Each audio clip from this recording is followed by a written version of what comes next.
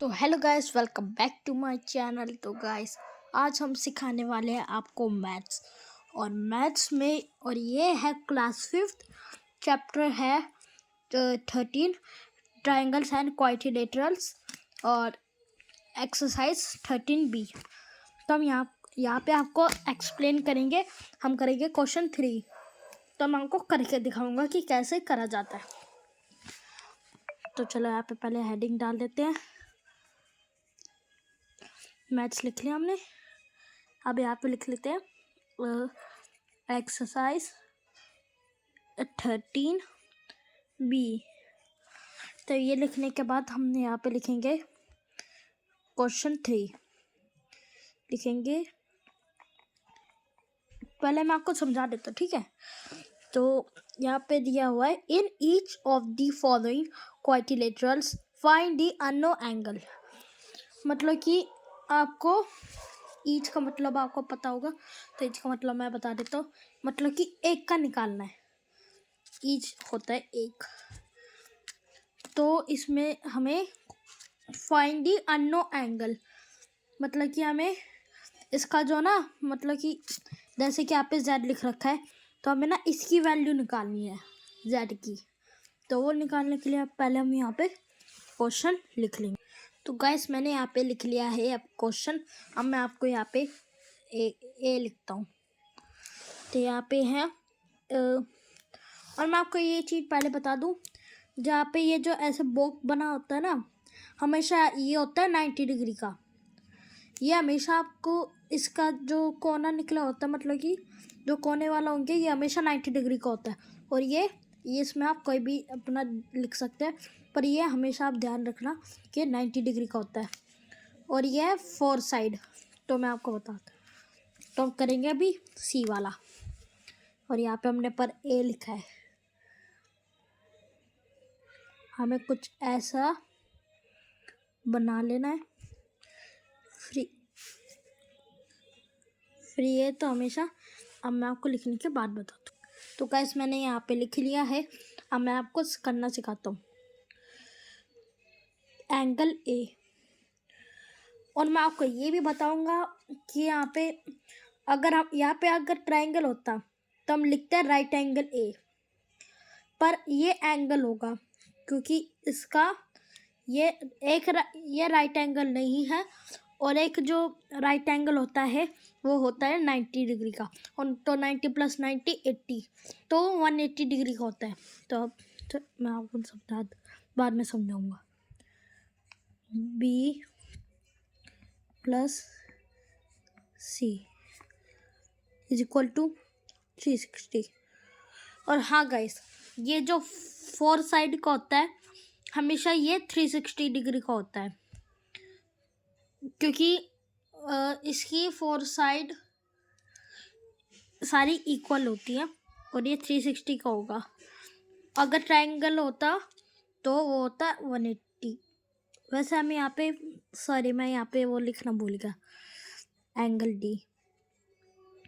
हाँ चलो, तो मैंने यहाँ पे लिख दिया। अब तो हम यहाँ पे हम लिखेंगे ऐसे, angle 90 plus angle 90 plus angle 110 और प्लस z। ठीक है, फिर भी हमारा 360 आएगा। अभी नहीं निकालना, तो फिर हमें प्लस करना है। तो हम यहाँ पे अभी प्लस कर लेंगे। तो गाइस, ये प्लस करने के बाद हमारा हारा है 1090। तो हम यहाँ पे लिखेंगे 360 डिग्री को माइनस करेंगे। एक सेकेंड गाइस, सॉरी सी गड़बड़ होगी। तो गाइस सॉरी, इसका आएगा 290 डिग्री। तो अब यहाँ पे हम इसे माइनस करेंगे। चलो यहाँ पे माइनस करते हैं। 360 - 290, तो हम एकदम 0, यहाँ से हम 16 में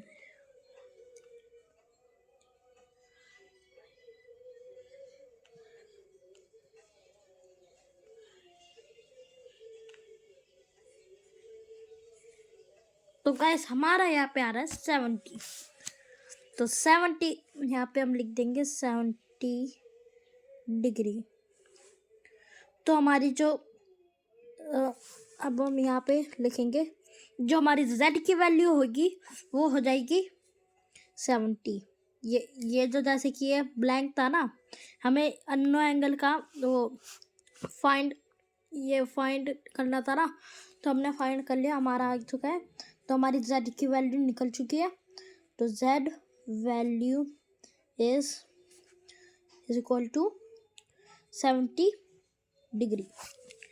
तो ये हमारा क्वेश्चन कंप्लीट हो चुका है और ये सारे ऐसे ही होंगे। पर ये देखो ऐसे करके ना, ये इसमें हमेशा आप कोई भी एंगल ले सकते हो। तो ये थी आज की हमारी मैथ्स। तो अब हम आपको दूसरा कोई चैप्टर सिखाते हैं। अब हम चलते हैं 14, पेरीमीटर, एरिया एंड वॉल्यूम। तो इसके यहाँ पे फॉर्मूला लिखा है, perimeter of square 4 into side. हाँ, और हमेशा इन क्वेश्चनों के, अब मैं आपको ये वाला क्वेश्चन करके दिखाऊंगा, ठीक है। क्वेश्चन 4 हम करके दिखाएंगे यहाँ पे। चलो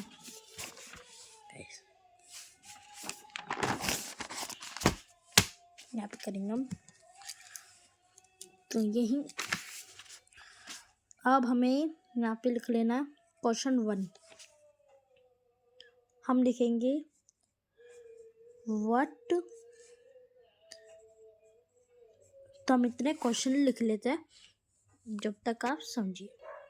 तो गाइस हमने यहाँ पे क्वेश्चन लिख लिया और मैं आपको क्वेश्चन बताता हूँ। What will be the labour charge for tiling a hall 22 metre long and 17 metre wide at the hall rate of ₹8 per square metre. तो हमें पता लगाना है हमारी लेबर चार्ज का टाइलिंग लगा ऑफ हॉल में लगाने के लिए, मतलब कि हमें चार्ज कितना लगेगा। और वो हॉल की मीटर है 22 मीटर और 17 मीटर। 22 मीटर वो लॉन्ग है और वाइड है 17 मीटर।